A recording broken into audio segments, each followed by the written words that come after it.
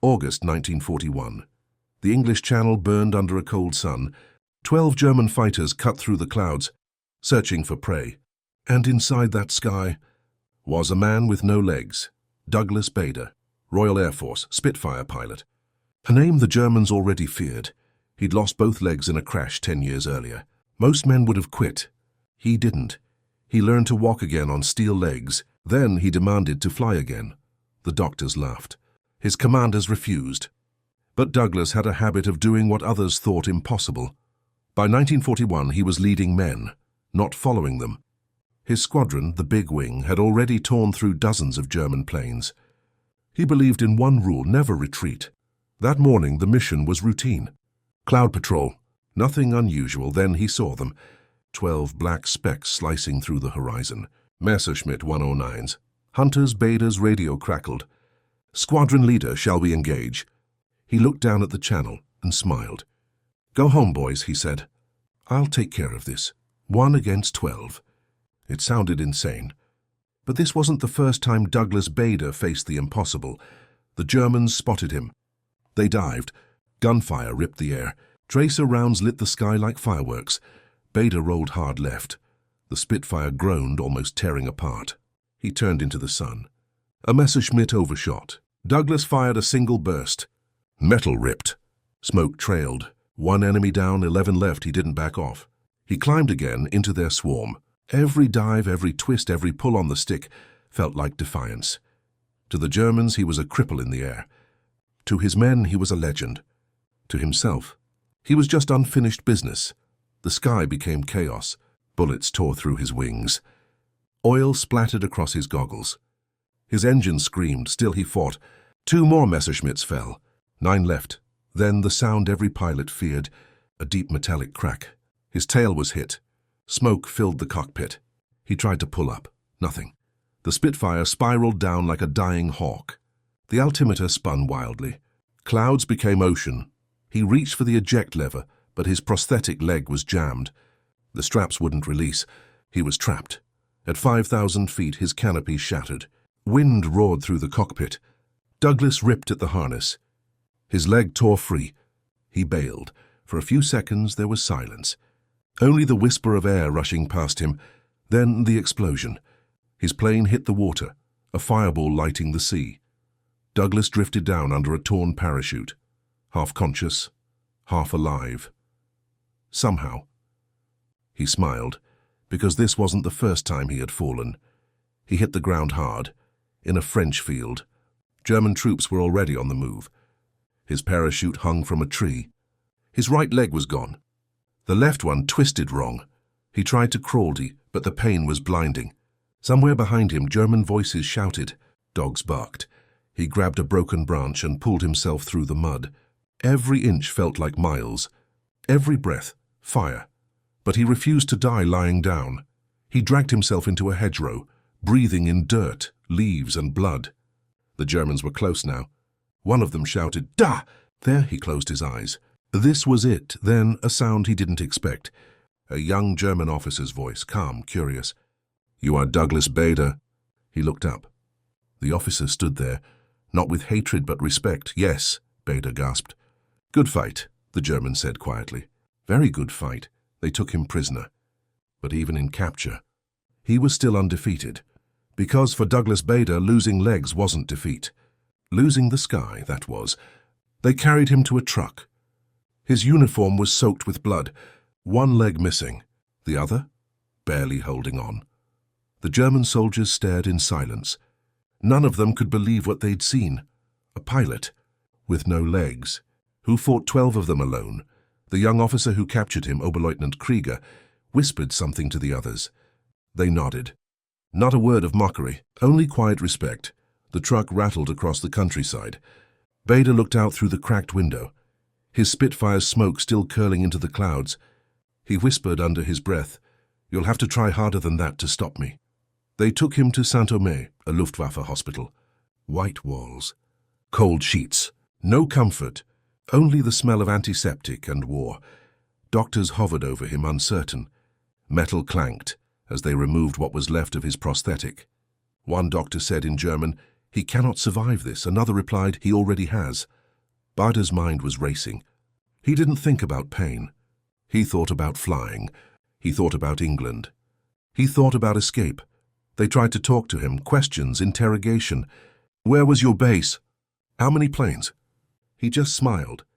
Enough. The Germans didn't know whether to be impressed or furious. 3 days later, a high-ranking German officer came to see him. Tall, precise, sharp eyes. Wing Commander Bader, he said in perfect English.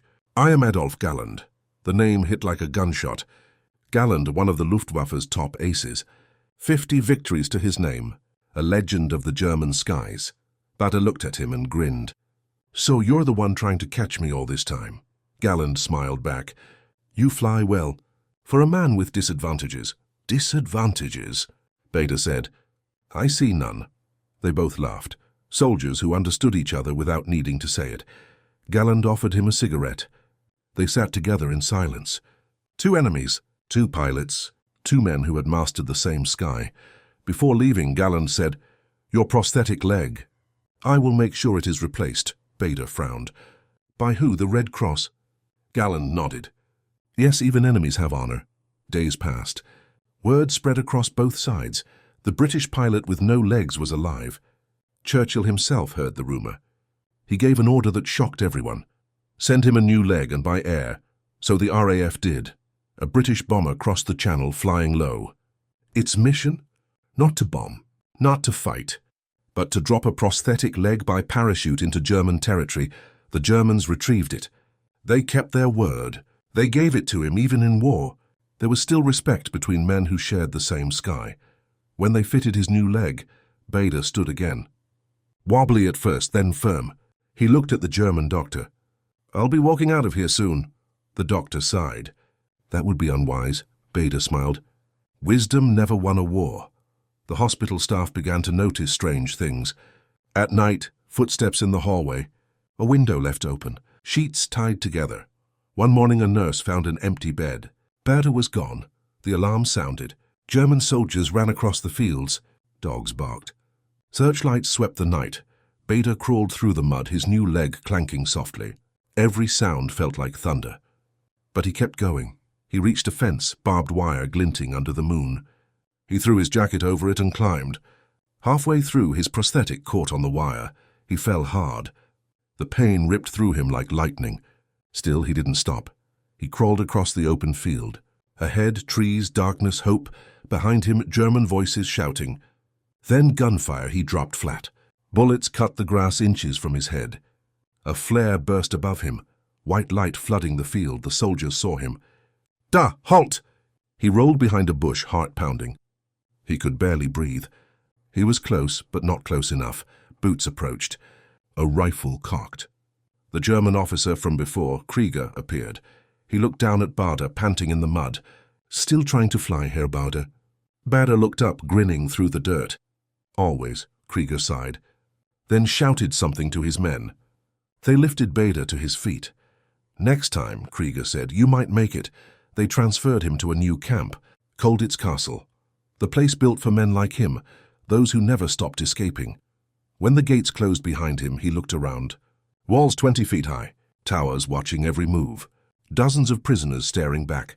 One of them whispered, That's Bader. Another said, The man with no legs who tried to walk out of Germany. He smiled. Gentlemen, he said, let's see what we can do about these walls. Even in captivity, he refused to stop fighting. He organized mock drills, planned escape routes, encouraged others to try again and again. His spirit became a weapon stronger than any gun. The guards called him der unruhige Engländer, the restless Englishman, because no matter how many times they locked him up, he never gave up. He built fake keys, tested ropes, drew maps from memory. Every failure just made him more dangerous. One winter morning, a new officer came to inspect the prisoners. He saw Bader leaning on his crutches, smiling. You are Douglas Bader? Yes, the officer studied him. You cannot escape. You have no legs, Bader chuckled.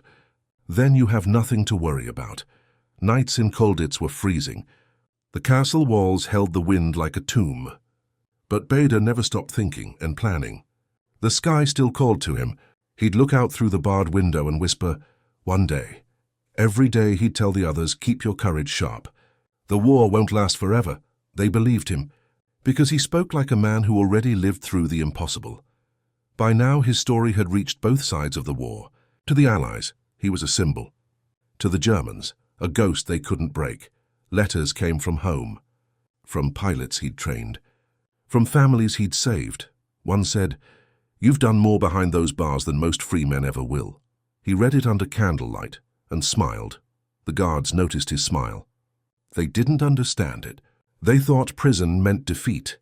For Beda, it meant proof.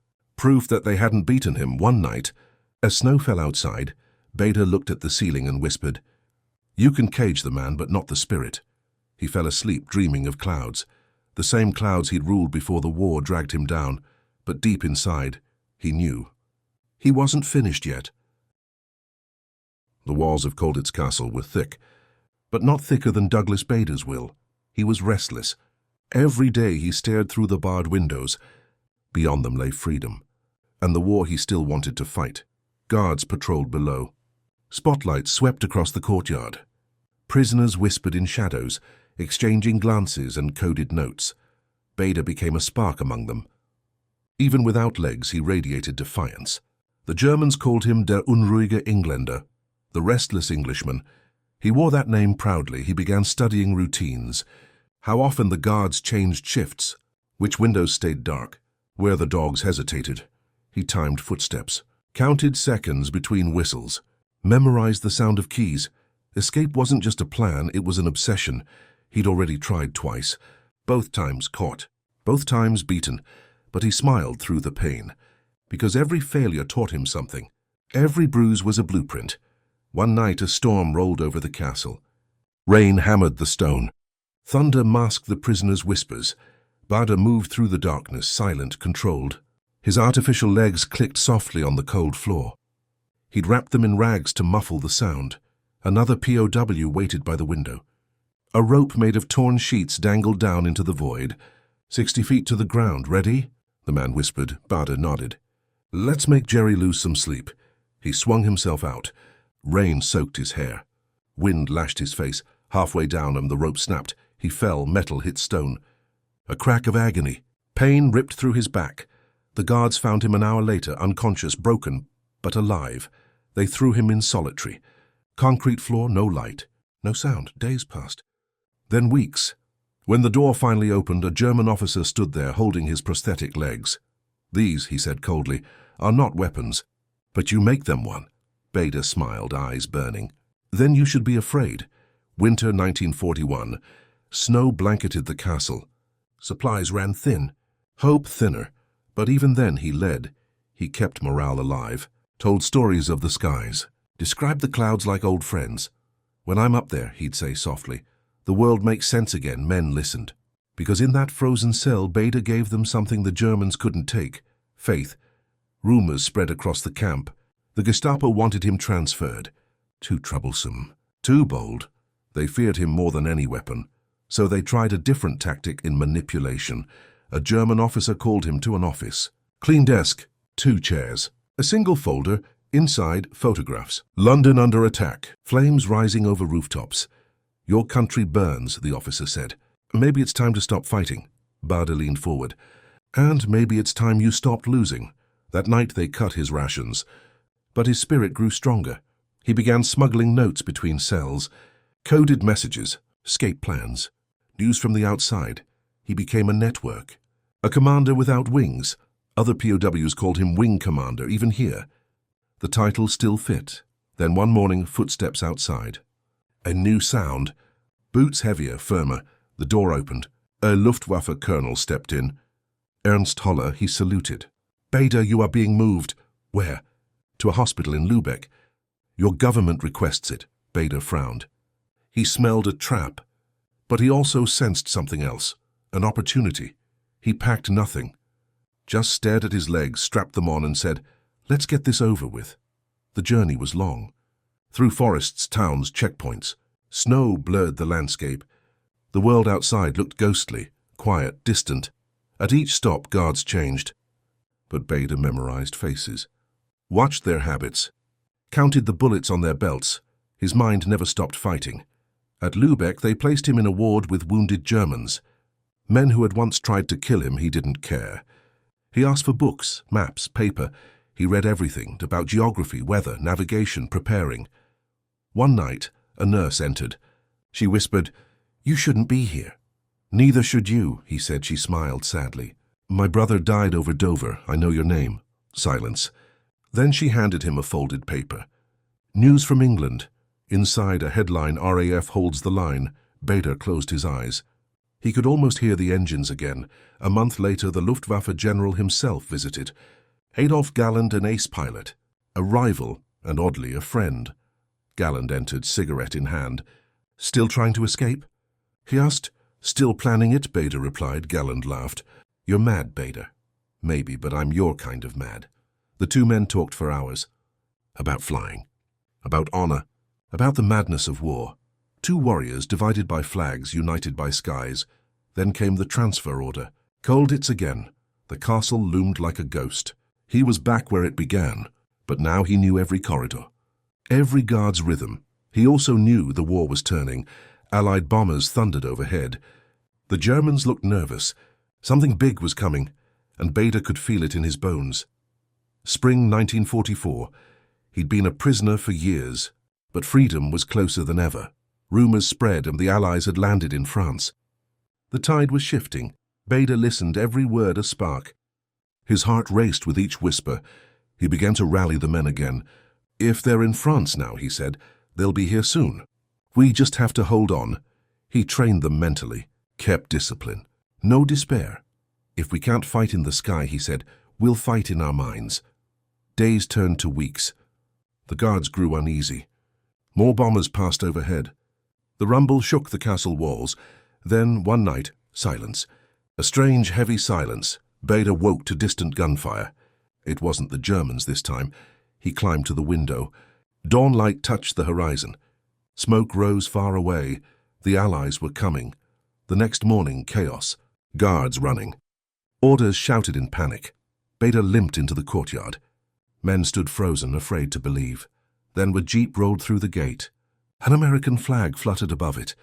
"Gentlemen," Bader said softly, "the war just came to us." Cheers erupted. Tears, laughter, disbelief. He stood there watching the stars and stripes wave over Colditz. His heart pounded. He'd survived again. But as the celebrations began, Bader stayed quiet. His eyes drifted to the sky, to the clouds, to the freedom he still missed. He whispered to himself, "I'll fly again." Because even after everything, after losing his legs, his freedom and years of his life, Douglas Bader never surrendered his wings. The skies over France roared like thunder. Douglas Bader, the man with no legs, was flying his Spitfire at 30,000 feet. His squadron swept across the clouds, hunting the Luftwaffe. But this day would change everything. The radio crackled. "Bandits! 12 o'clock high!" Black dots appeared in the distance. German fighters, Messerschmitts, at least 20 of them. Bader grinned. "Let's get stuck in, boys!" He pushed the throttle. The Merlin engine screamed. The Spitfire dove. The dogfight began. Tracers cut through the sky. Engines howled. Metal twisted. Bader weaved, turned, climbed, rolled. He was poetry in motion.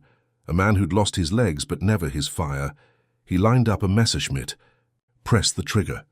Burst of cannon fire. Smoke erupted from the enemy's engine. One down, then another, and another. The sky was chaos, a deadly ballet of smoke and steel. But in the middle of it, Bader's Spitfire jolted. A violent explosion shook the cockpit. "Damn it!" he shouted. He was hit. The aircraft spiraled. The controls jammed. Flames licked the wings. Bader tried to pull free, but his prosthetic leg was trapped under the rudder. Smoke filled the cockpit. He knew what it meant. He could either burn alive or jump. He tried again. The harness wouldn't move. He yanked harder. Finally, it gave way. Bader pulled the canopy and threw himself into the open sky, but his right leg and still stuck. It tore off as he fell. Now he was tumbling through the clouds, one artificial leg gone, the other barely holding. His parachute deployed just in time. He hit the ground, hard pain shot through his body. His head spun, but he was alive. Bader looked up. German soldiers surrounded him. Rifles pointed at his chest. He smiled weakly. "Well, you've got me, old boys." They took him to a field hospital. The Germans were stunned. A British ace with no legs, who fought like a demon. One Luftwaffe officer recognized him. "You are Bader?" "Yes," the officer saluted. "Respect, Herr Bader, you are a brave man." Word spread fast, might even to the top. Adolf Galland, Germany's top ace, heard about it. He admired Bader's skill, even in defeat. So he made a strange decision. He ordered his men to contact the British to return Bader's lost prosthetic leg. A message was dropped over England to request permission to deliver replacement leg for Bader, and incredibly, the RAF agreed. They even dropped it by parachute during a bombing raid over France. Operation Leg. The only humanitarian drop in the middle of war. Bader, now a prisoner, refused to sit still. He was in a German hospital, but his mind was racing. He wasn't done fighting. He tried to escape. Again and again. First through a window, then through the roof. Once he tied bed sheets together and climbed down the side of the building. Every time he was caught. Every time he tried again. The Germans didn't know what to do with him. He was too stubborn, too bold, too dangerous, so they sent him to Colditz Castle, the fortress for incorrigible Allied prisoners, the ones who never stopped escaping. But even there, Bader refused to give up. In Colditz, he became a legend. He organized lectures, built morale, even helped plan escapes for others. He told stories about the skies, about courage, about never surrendering. The guards respected him, even liked him. One German officer once said, "If all our prisoners were like Bader, this war would end differently." Years passed. The war turned. The Allies pushed back. D-Day came. The Luftwaffe was crumbling. And Bader waited. In April 1945, the castle gates finally opened. American troops stormed in. The prisoners cheered. Douglas Bader was free again. He limped out, smiling. Freedom, after years behind bars. He had survived it all. When he returned to Britain, he was hailed as a hero. Crowds gathered to see him. Reporters surrounded him. "How did you keep going?" they asked. He said quietly, "You don't need legs to stand tall." After the war, he continued flying. Not for battle, but for life. He flew airshows, gave speeches, encouraged young pilots to rise, even when the world told them they couldn't. He met Winston Churchill. He received a Knight's Cross.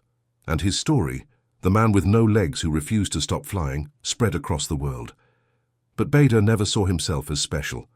He often said, "I only did what had to be done."